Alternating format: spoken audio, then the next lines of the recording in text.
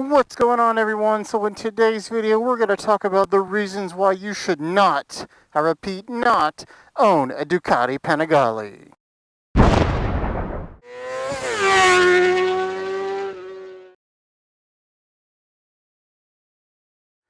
Alright everyone, it's a beautiful evening here in good old Tampa, Florida, and I have my beautiful Ducati 1299 Panigale S 2017 version. Last year they made it.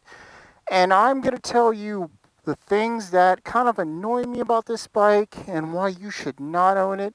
If you haven't checked it out yet, check out my video on why you should own a Ducati.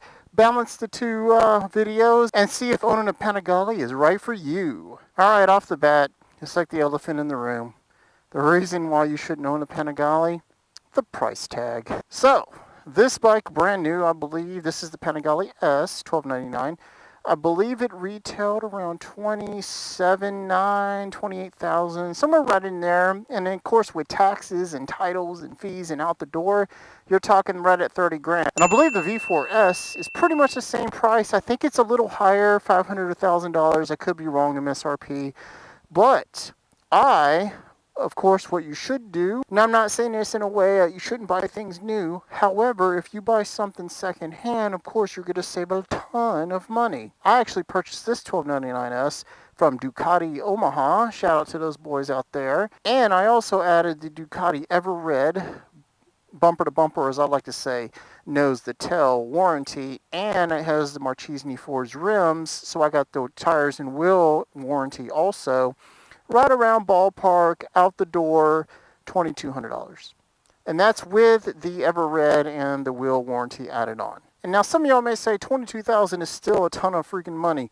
I agree. However, let me tell you what it already had in the details on the bike. So, the bike came with, already installed, zero gravity dark windscreen, the Ducati Performance billeted gas cap, the Ducati Performance tank pad. Hey, it's $80, right? And it already had the NRC fender eliminator kit and rear tail light, as you can see. And the big thing that sold me, it already has the Akrapovic exhaust on there, the can that everyone loves and enjoys. Oh yeah. Now it doesn't have the full header pipe. I'm not sure why the first owner only put it on. Maybe he was going to add it on a little later before he sold this bike or traded it in. But when he traded it in, it had 2,200 miles or so on it. It was approximately 7 months old. He only owned it for 7 months.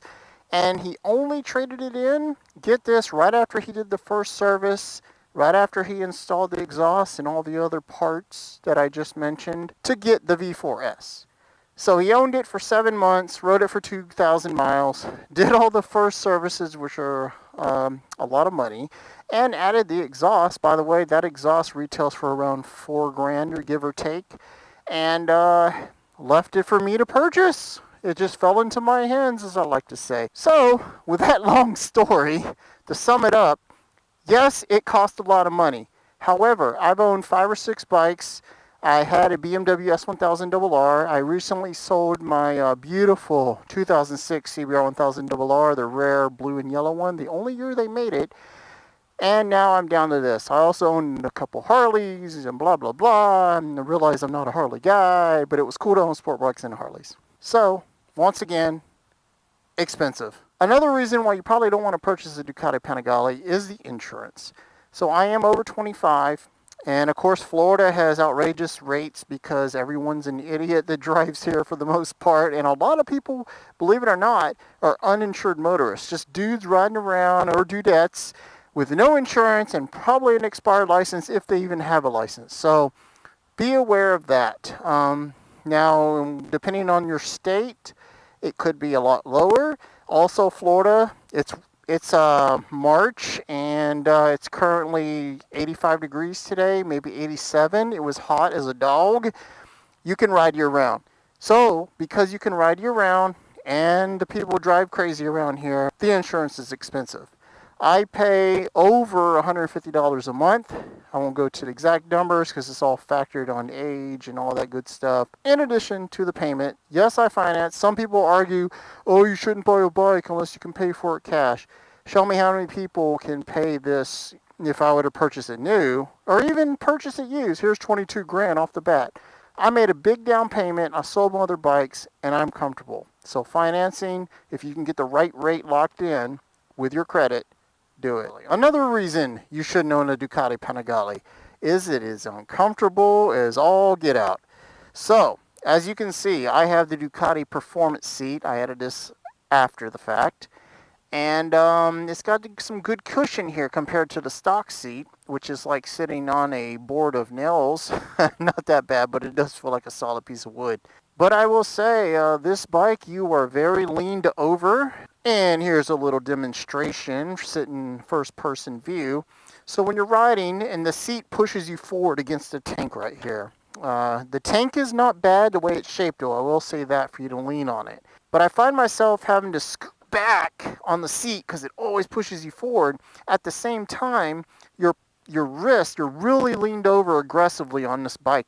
And my Honda, my CBR was super comfortable to ride. It was almost like I could sit straight up on it at times, almost like a freaking MT-07 or whatever, the naked bikes.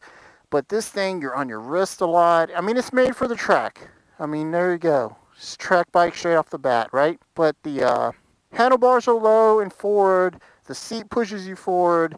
Your legs are pretty cramped up. Now, I will say I am 5'11", and I can, as you can see, touch the ground sitting flat on the comfort seat, which is actually about an inch higher than the normal seat. So if you're wondering that, that's about the difference. But other than that, you shouldn't buy it if you have back problems or you don't like leaning on your wrist or getting tired and numbness and all that good stuff in your hands. So at the end of the day, when we talk to ergonomics, the Ducati Panigale is not the bike for you, especially if you have back problems or wrist problems, or if your hand goes numb when you ride. This one will trigger that. So I just wanted you to know, another reason to not buy this bike is the ergonomics. And as the sun's setting, I'm on the final reason on why you should not own a Ducati Panigale.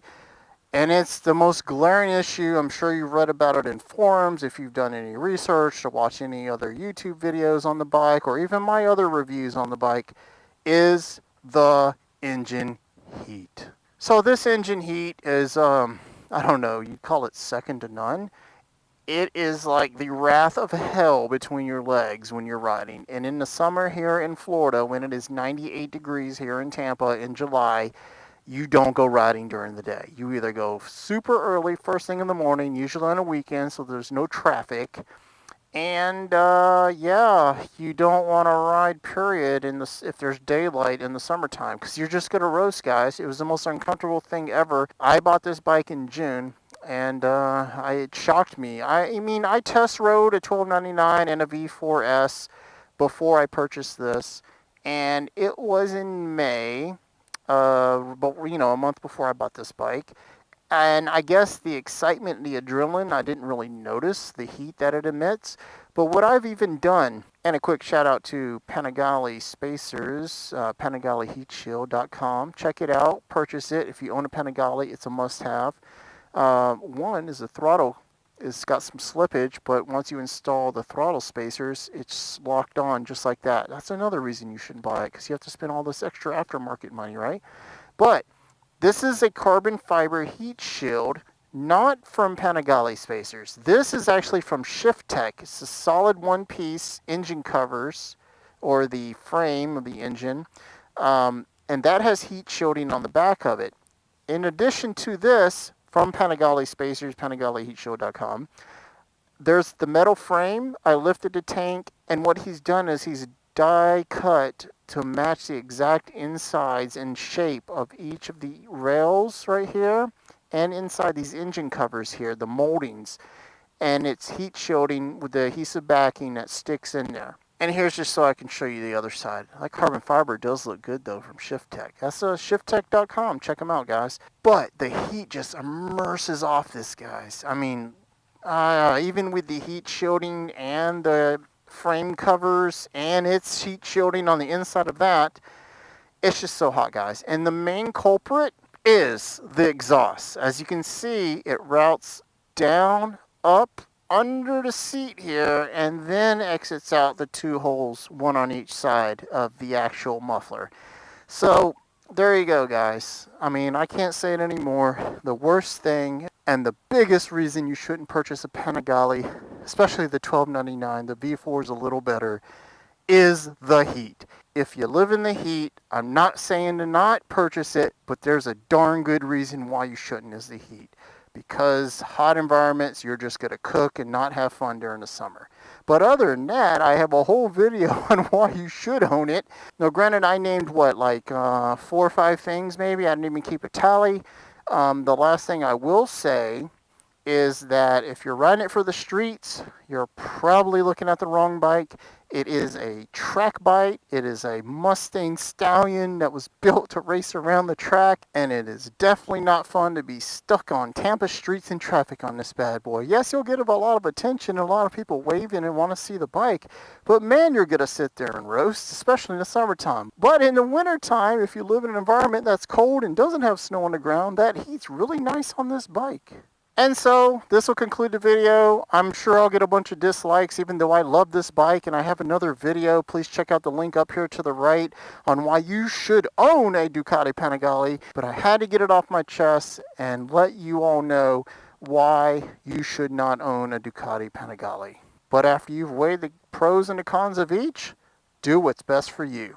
So with that, guys, please like this video if you thought it was helpful. Please subscribe to the channel if you haven't. And be sure to check out my Instagram. We're over 32,000 followers. And with that, guys, from a beautiful sunset here in Tampa, Florida, I know I had to speak bad about you, my baby, but I love this bike.